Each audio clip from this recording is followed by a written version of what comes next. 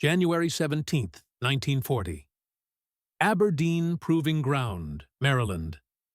The winter wind cuts across the flat testing range like a blade drawn from ice. Snow dusts the edges of wooden observation posts, and in the distance, a single artillery piece stands silhouetted against the gray Atlantic sky. Inside a corrugated metal shed that smells of gunpowder residue and burnt coffee, a man in his late 50s hunches over a workbench scattered with glass vials, each containing powder samples that vary from charcoal black to rust orange. His name is Dr. George Baxter Bogardus, and in his calloused hands he holds a formula that the United States Army Ordnance Department has just officially rejected for the third time in 18 months. The rejection letter sits folded in his coat pocket, its bureaucratic language still fresh in his memory. Insufficient energy density, unpredictable burn characteristics, unsuitable for standardized manufacturing. But Bogardus does not crumple the letter or curse the colonels who signed it. Instead, he carefully measures another sample of his experimental propellant, a curious blend of nitrocellulose, nitroglycerin, and a petroleum-based stabilizer that he stumbled upon almost by accident during his years working in the commercial explosives industry. He pours the granules into a testing chamber, seals it, and records the ambient temperature and humidity in a leather-bound notebook whose pages are already warped from countless similar tests. Outside, the wind howls. Inside, a Bunsen burner flickers. And in this moment of quiet defiance, in this intersection of rejection and stubborn curiosity, the future of American artillery is being rewritten in a language no general yet understands. The story of this powder, officially designated M2 propellant, though it would later be known by soldiers simply as the hot stuff, is not the story of a single invention, but the story of how industrial chemistry became the silent architect of modern warfare. It is the story of how a rejected formula transformed American field artillery from a respectable but unremarkable arm of military power into something that German soldiers would come to describe in their letters and diaries with a mixture of disbelief and existential dread. It is the story of how one man's persistence in the face of institutional indifference created a weapon that did not simply kill. It rewrote the tactical calculus of every battle it touched, turned defensive positions into funeral pyres, and forced an entire generation of enemy soldiers to confront a truth they had never imagined: that the industrial might of America could be distilled into a single artillery shell, and that shell could arrive with such frequency, such devastating accuracy, and such apocalyptic force that survival itself became a matter of pure chance rather than skill or courage. To understand why this powder mattered, one must first understand the state of artillery at the beginning of the Second World War.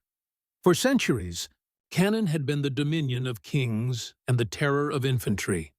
Massive, ponderous machines that hurled iron balls at city walls and advancing columns. By 1914, artillery had evolved into steel breech-loaded rifles capable of firing explosive shells over distances that would have astounded Napoleon. But the fundamental limitation remained: propellant. The black powder of earlier eras had given way to smokeless powders based on nitrocellulose, which burned cleaner and produced more consistent pressures. But these early smokeless powders had narrow margins of safety. Too hot, and they could detonate rather than burn, turning the gun itself into a bomb. Too cool, and the shell would fall short of its target, wasting ammunition and lives alike. By 1939, the major powers had settled into comfortable compromises. The Germans used a double-base powder that combined nitrocellulose with nitroglycerin, giving their 105 mm and 150 mm howitzers respectable range and reliability. The British relied on cordite, a stabilized mixture that had served them well since the Boer War. The French, still traumatized by the bloodletting of Verdun and the Somme, emphasized accuracy over sheer firepower. And the Americans, still emerging from the isolationist slumber of the interwar years, used a single-base nitrocellulose powder that was reliable, well understood, and fundamentally unexceptional. When the M1 155 mm howitzer was adopted in 1942, it could fire a 95-pound high-explosive shell approximately 14,600 meters, a respectable figure, but nothing that would strike fear into a Wehrmacht veteran who had endured the massed artillery of the Eastern Front. George Bogardus did not set out to revolutionize warfare. Born in 1884 in a small Pennsylvania coal town, he had studied chemistry at Lehigh University before spending 2 decades in the commercial explosives industry, developing blasting agents for mining and construction. He understood propellants not as abstract theoretical constructs, but as practical materials that had to perform under wildly varying conditions: summer heat and winter cold, high altitude and sea level, storage in humid warehouses, and transport over rough roads. When the Army Ordnance Department began soliciting proposals for improved artillery propellants in 1938, Bogardus submitted a formula that reflected this pragmatic philosophy. His powder used a modified nitrocellulose base, but he added a petroleum-derived plasticizer that allowed the grains to be manufactured in longer, thinner strands. This geometry, he theorized, would create a more progressive burn, slow at first to avoid overpressure, then accelerating as the shell traveled down the barrel, maximizing velocity without risking catastrophic failure. The Ordnance Department tested his formula twice in 1939 and rejected it both times. The reasons were technical but also institutional. The Army had invested heavily in manufacturing facilities designed for standard single-base powders. Bogardus's formula required different machinery, different quality control procedures, different storage protocols.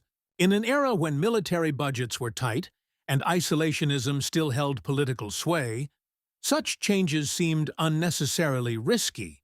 Bogardus revised his formula, submitted it again in early 1940, and received his third rejection. He could have abandoned the project, returned to civilian work, and let the military pursue its conservative path. Instead, he did something that would define the next phase of the war. He kept testing.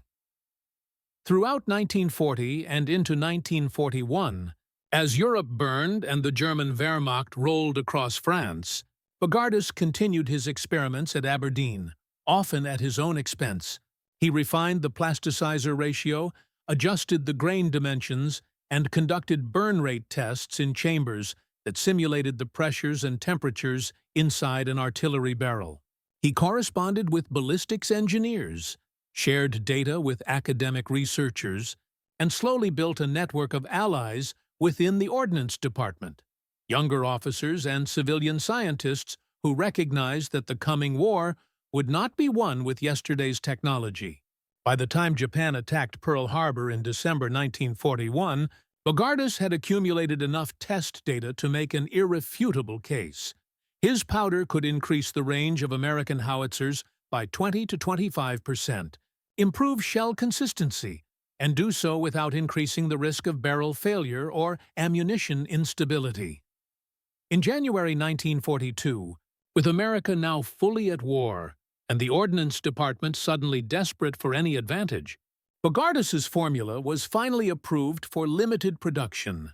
It was designated M2 propellant and initially allocated only to the 155 mm howitzer, the workhorse of American divisional artillery.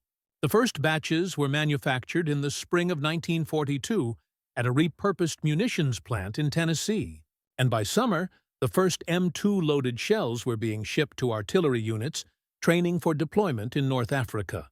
The soldiers who received these shells noticed nothing unusual about them. They looked identical to standard ammunition, packed in the same wooden crates, stenciled with the same cryptic military codes. But when those shells were fired in anger for the first time, in the deserts of Tunisia, in November 1942, the difference was unmistakable. The 155 mm howitzer firing standard ammunition had an effective range of roughly 14,600 meters. With M2 propellant, that range extended to nearly 18,000 meters, an increase of more than 2 miles. This was not merely a technical curiosity, it was a tactical revolution. Artillery operates on the principle of reach and volume. The farther you can fire, and the more shells you can deliver, the more enemy territory you can dominate. Before M2, German forces could position their own artillery, their command posts, and their supply depots at distances they knew were beyond effective American fire. After M2, those calculations became obsolete. American gunners could now strike targets that German commanders had assumed were safe, and they could do so with a volume of fire that reflected America's industrial capacity, a capacity that was only beginning to make itself felt in the winter of 1942. To a Wehrmacht soldier dug into a defensive position in Tunisia, the arrival of American artillery was at first an annoyance, then a concern, and finally, as M2 propellant became standard across more and more artillery units, a source of existential terror. The Germans had faced massed artillery before. On the Eastern Front, Soviet gunners would prepare offensives with bombardments, involving thousands of tubes firing for hours, turning entire sectors of the front into cratered moonscapes. But Soviet artillery, for all its volume, was often inaccurate, poorly coordinated, and limited in range by substandard propellants and manufacturing inconsistencies. American artillery was different. It combined volume with precision, thanks to advanced fire direction techniques, radio communication, and forward observers who could call in adjustments within seconds. And now, with M2 propellant, it combined those advantages with reach that made nowhere safe. The psychological impact of this reach cannot be overstated. A German soldier in a frontline trench could rationalize danger. He knew enemy infantry might attack, enemy tanks might break through, enemy aircraft might strafe his position. But artillery fired from miles away, from guns he could neither see nor hear until the shells were already screaming overhead, created a different kind of fear. It was the fear of randomness, of powerlessness, of knowing that survival depended not on skill or vigilance, but on the indifferent mathematics of trajectory and luck. And when that artillery could reach not just the front line, but the rear areas, the field kitchens, the supply depots, the battalion headquarters, the places where soldiers expected relative safety, the psychological effect compounded. There was no sanctuary. The shells could find you anywhere. German after-action reports from Tunisia and later from Italy describe American artillery in language that blends clinical assessment with barely concealed dread. A report from the 15th Panzer Division in January 1943 notes that American artillery fire, once sporadic and predictable, had become omnipresent and devastatingly accurate, capable of reaching targets previously considered beyond enemy range. A diary entry from a German medical officer treating wounded near Kasserine Pass observes that the Americans do not fire like Europeans. They fire like industrialists, as if shells cost nothing and time is infinite. And a letter from a young Gefreiter to his family in Bavaria, intercepted by Allied intelligence in March 1943, contains a passage that would be echoed in thousands of similar letters over the next 2 years. We are told we are the superior soldiers, and perhaps we are. But the Americans do not fight us with soldiers. They fight us with machines and fire, and there is no courage that can stand against fire that falls from a sky you cannot see. The shells that fell from that sky owed their reach and their frequency to George Bogardus's rejected powder. But they owed their lethality to something else, the industrial ecosystem that powder enabled. M2 propellant did not simply increase range, it increased consistency. Shells fired with M2 had tighter dispersion patterns, meaning more rounds landed closer to the target. This consistency allowed American artillery doctrine to emphasize massed fires, where multiple batteries would converge on a single target, saturating it with shells in a tactic called time on target, or TOT.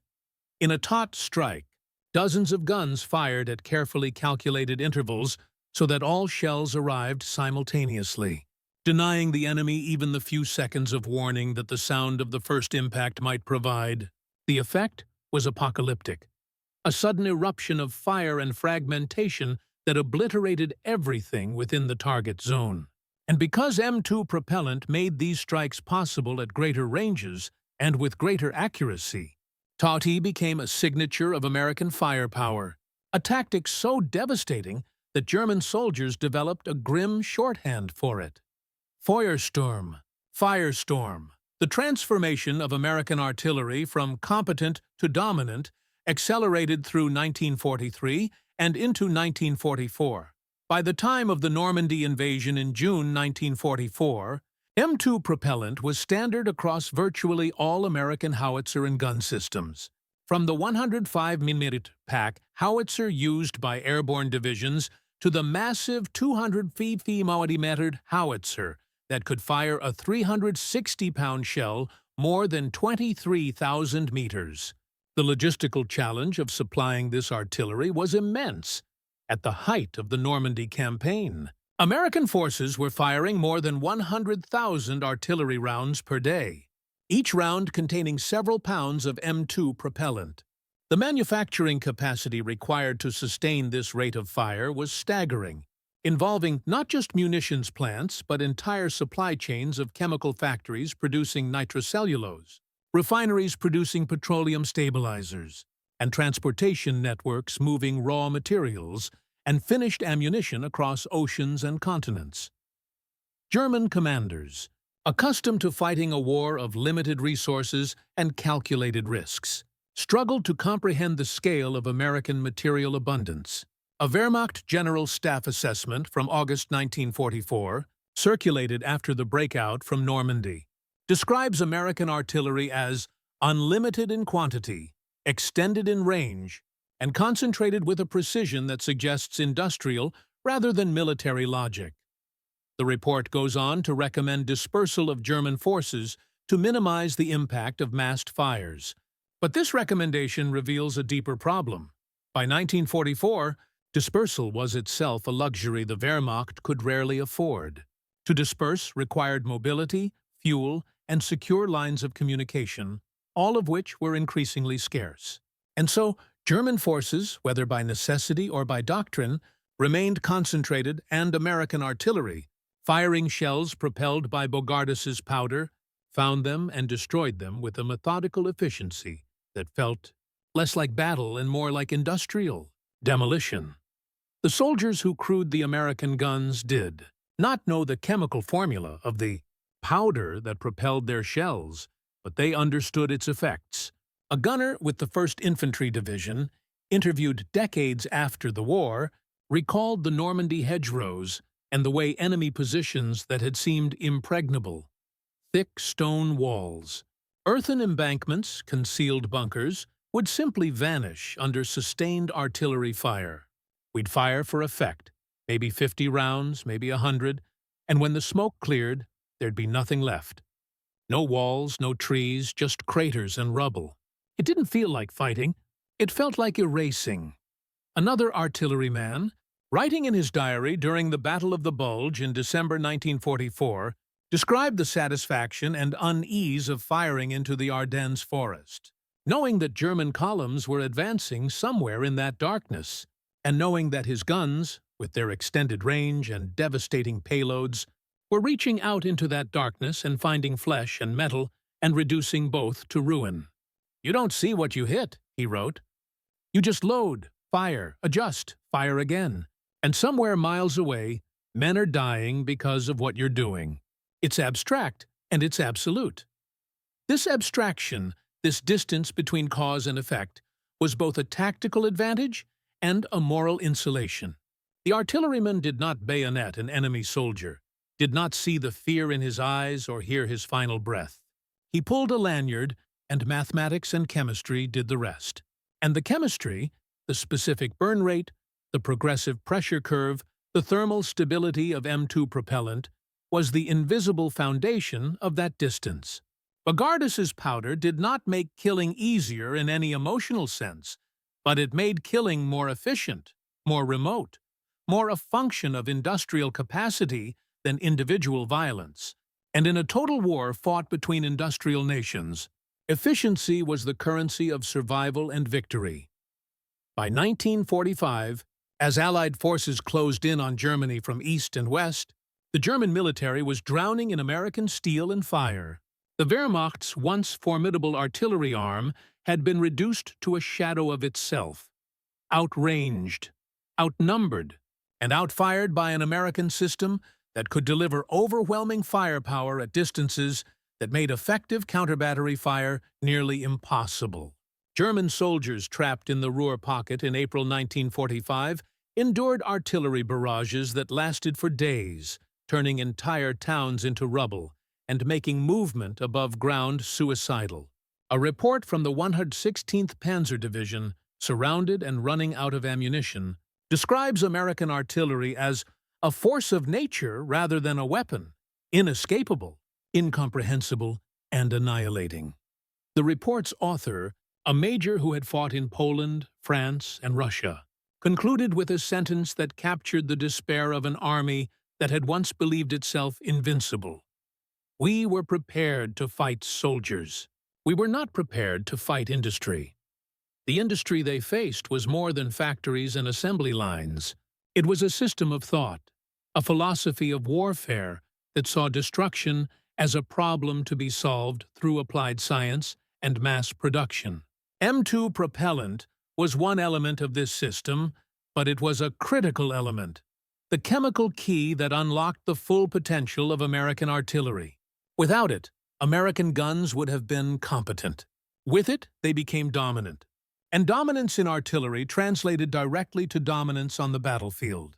Because artillery, more than tanks, more than aircraft, more than small arms, was the weapon that shaped ground combat, that broke defenses, that made maneuver possible, that imposed will through the remorseless delivery of high explosives.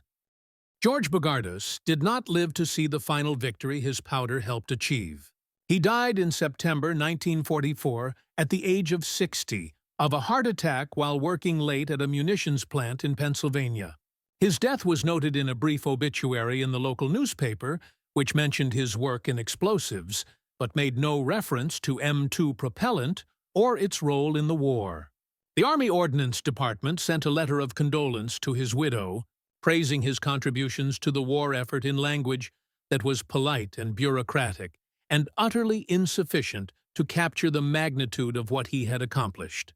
He had created a tool that extended the reach of American power by thousands of meters, that multiplied the lethality of every gun that fired it, that saved Allied lives by destroying enemy forces before they could engage, and that imposed on the enemy a psychological burden so heavy that it broke morale as surely as it broke bodies and machines.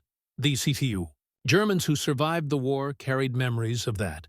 Firepower for the rest of their lives. Interviews conducted with Wehrmacht veterans in the decades after 1945 return again and again to the theme of American artillery, its omnipresence, its precision, its sheer volumetric weight.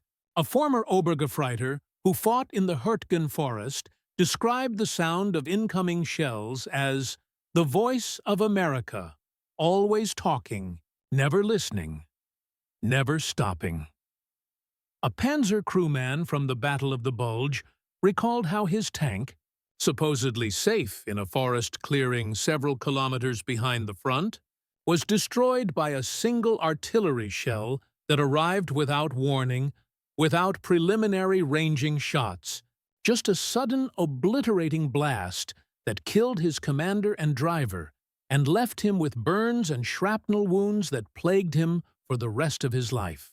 "We thought we knew artillery," he said in an interview in 1978. "We had fought the Russians, and their artillery was terrible, a great hammer that crushed everything. But the Americans were different. They were surgical. They could put a shell through your window from 3 miles away. And they had so many shells it didn't matter if they missed.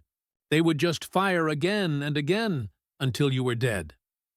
This surgical precision, this industrial persistence, was the legacy of M2 propellant, but it was also the legacy of a mindset, the American mindset that approached war not as a test of courage or ideology, but as a technical problem to be solved through innovation, production, and logistical supremacy.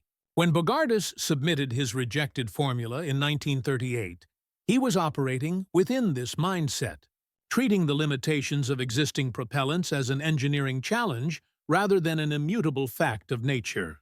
When the Ordnance Department finally accepted his formula in 1942, they were acknowledging, perhaps unconsciously, that the war ahead would be won not by the nation with the bravest soldiers or the most brilliant generals, but by the nation that could outproduce, out-innovate, and outthink its enemies in every dimension of industrial warfare.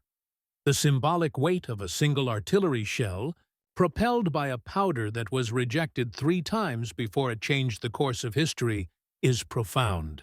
The shell itself was unremarkable, a cylinder of steel filled with high explosives, mass-produced in factories across the American heartland by workers who would never see the battlefields where their products would detonate.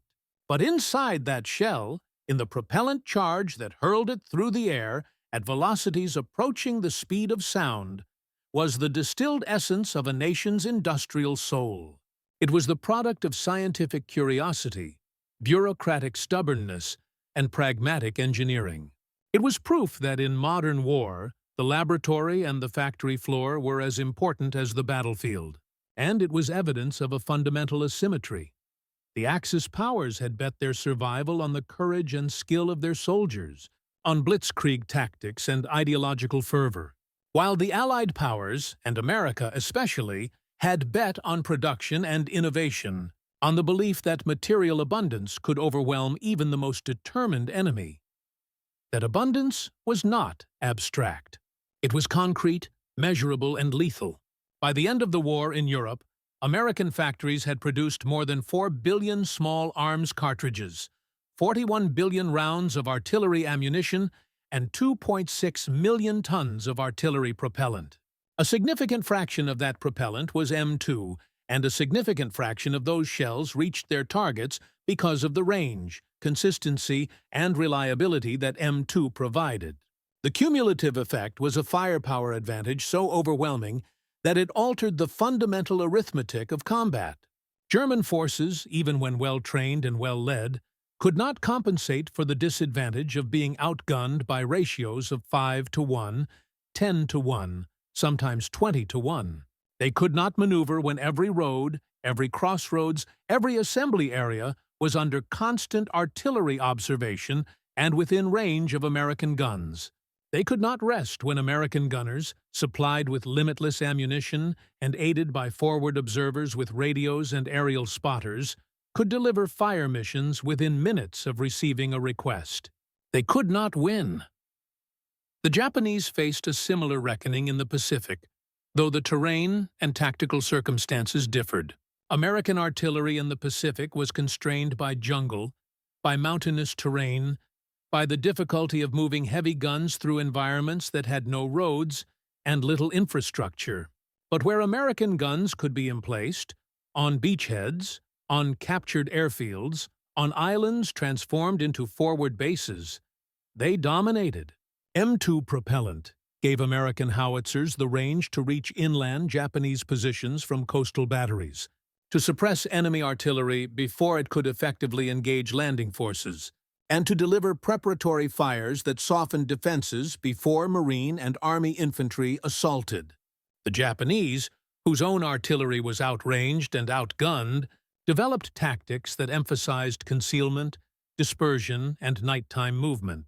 But these tactics were defensive, reactive, born of necessity rather than strength. They could delay but not prevent defeat, because they could not answer the fundamental question posed by American firepower. How do you fight an enemy who can reach you, but whom you cannot reach?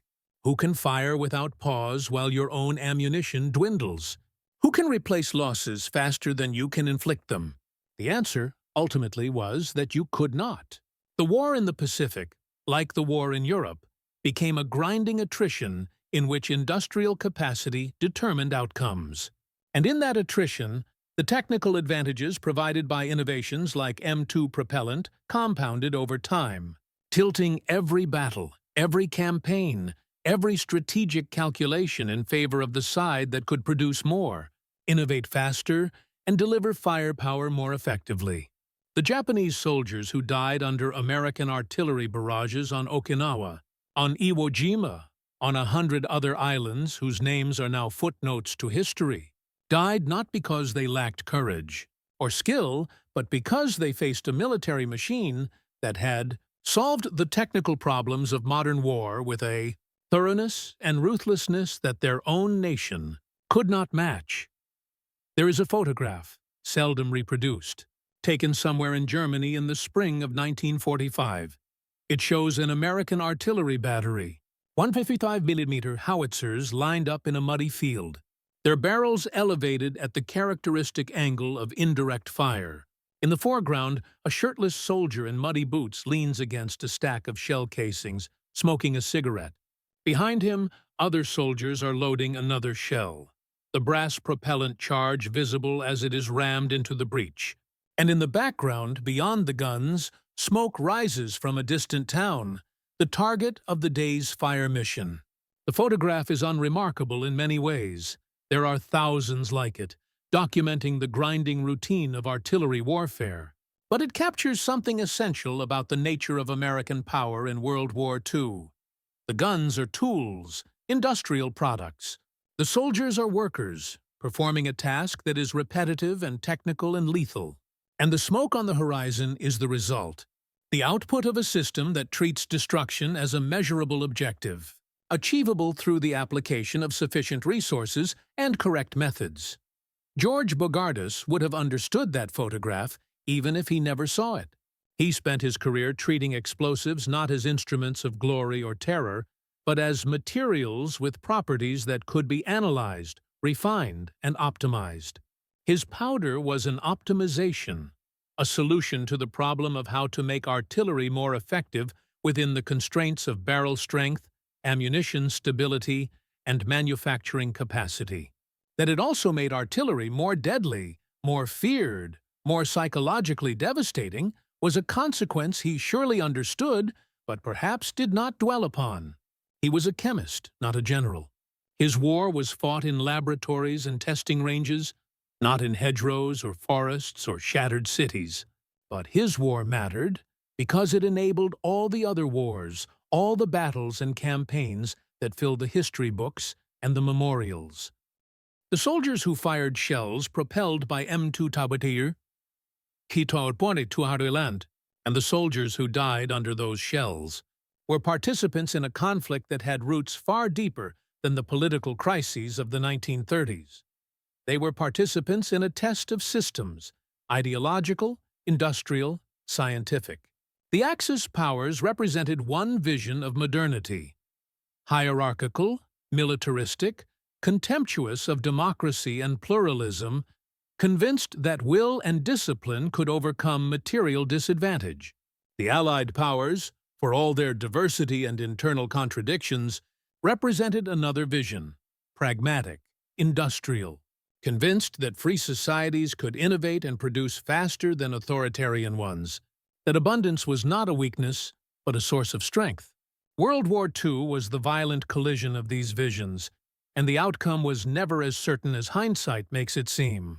But by 1943, by 1944, by the final desperate months of 1945, the outcome was determined not by grand battles or heroic stands, but by the cumulative weight of countless small advantages in logistics, in technology, in production, in innovation, that added up to an overwhelming superiority.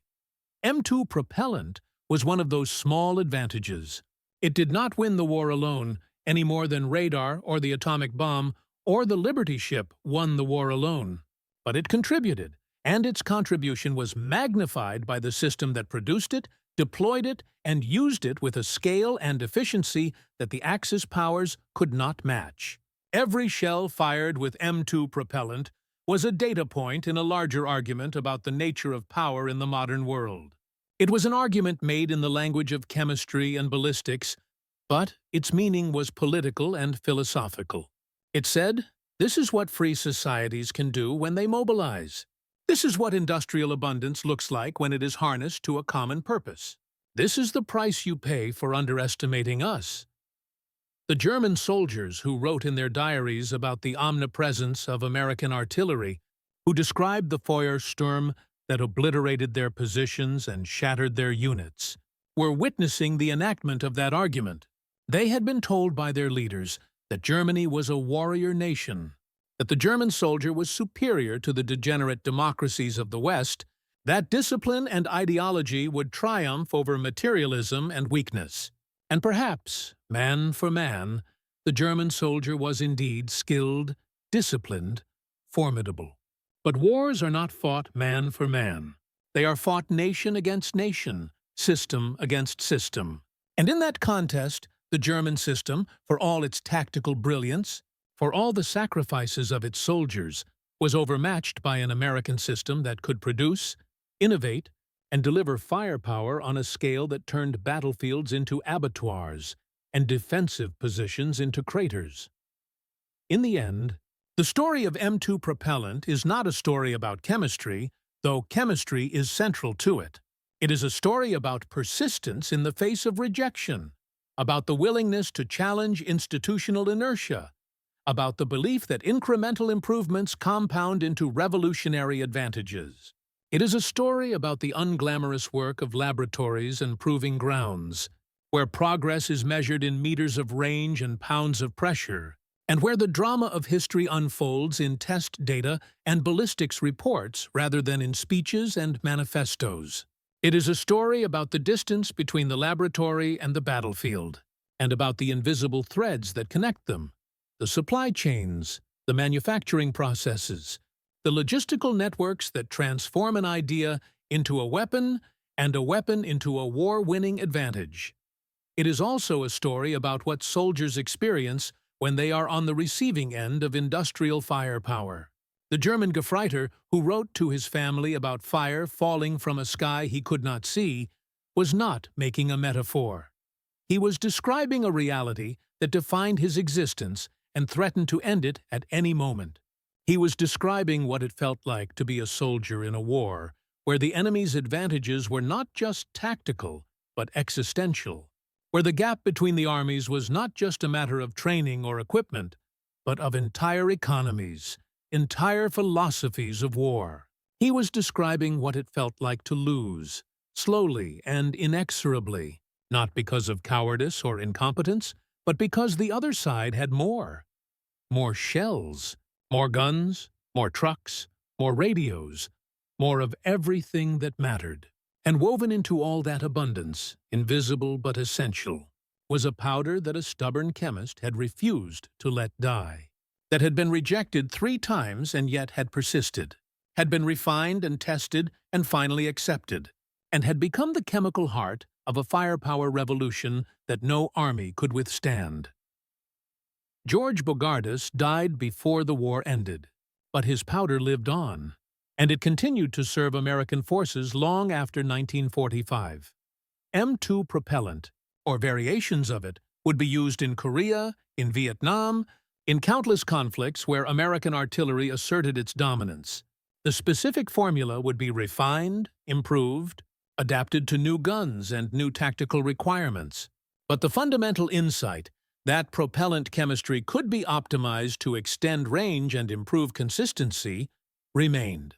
Bogardus's legacy was not a statue or a medal, though both would have been deserved. His legacy was functional, practical, lethal. It was the knowledge that small improvements, persistently pursued, could reshape the possibilities of war.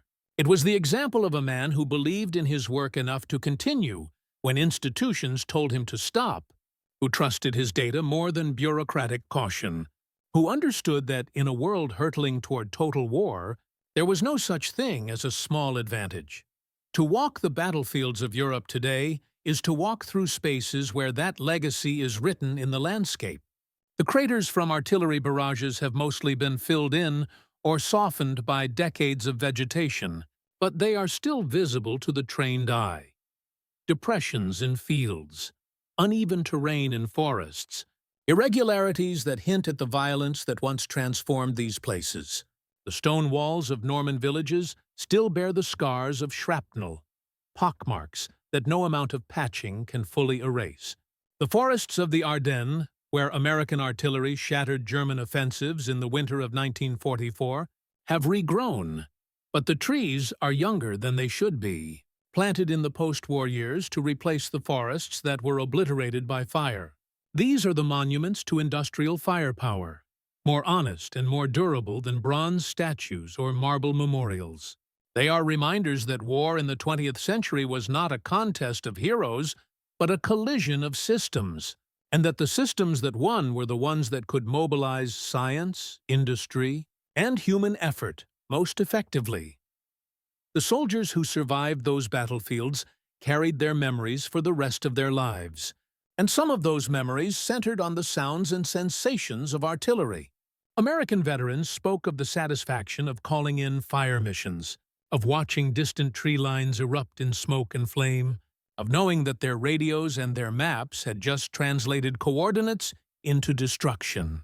German veterans spoke of the terror of sheltering in cellars and dugouts while the world above them disintegrated, of the way the concussive force of near misses could rupture eardrums and organs, of the randomness of survival when every square meter of ground was subject to sudden obliteration. Both sets of memories are true, and both are part of the story of M2 propellant, because that powder did not discriminate in its effects. It simply burned, consistently and efficiently, and propelled shells to ranges and accuracies that redefined what artillery could do. The rest, the tactics, the targeting, the human cost, followed from that chemical fact. There is a kind of poetry in the idea that a rejected formula, dismissed 3 times by the institution it was meant to serve, became one of the defining technologies of the war. It is the poetry of persistence, of incremental progress, of the belief that better solutions exist and can be found if one is willing to keep searching. It is also the poetry of irony, because the institution that rejected M2 teach propellant was the same institution that would eventually depend on it, that would build its doctrine and its victories around the capabilities it provided. Bureaucracies are slow to change, resistant to innovation, protective of established practices, but when necessity overwhelms inertia, when the stakes become existential, even the most conservative institutions can embrace revolution. M2 propellant was that revolution, quiet and chemical, invisible to the soldiers who benefited from it and the soldiers who died because of it, but revolutionary nonetheless. In the final accounting, wars are decided by many factors: leadership, morale, strategy, logistics, intelligence, luck. But wars between industrial nations are also decided by the ability to produce and deploy technologies that give tactical and operational advantages. M2 propellant was one such technology, and its impact was magnified by the system that produced it, a system of research laboratories and proving grounds, of chemical factories and munitions plants, of railways and cargo ships, of supply depots and ammunition dumps, all working in coordination to deliver firepower to the battlefield. That system was the expression of a society that had chosen, in the face of totalitarian aggression, to mobilize its industrial and scientific resources for war. It was imperfect, sometimes wasteful, often unjust in its burdens and benefits, but it was effective, and effectiveness in war is the only measure that ultimately matters. The German soldiers who faced that system, who endured the Firestorm and wrote their diaries and letters about the omnipresence of American fire, were not defeated by cowardice or incompetence. They were defeated by a system that could outproduce them, out-innovate them, and outfire them at ratios that made tactical skill irrelevant. They were defeated by the cumulative weight of countless advantages. And M2 propellant was one of those advantages, as important in its way as radar or code breaking or the Jeep or any of the other technologies that fill the histories of the war. They were defeated in the end by the idea that free societies, for all,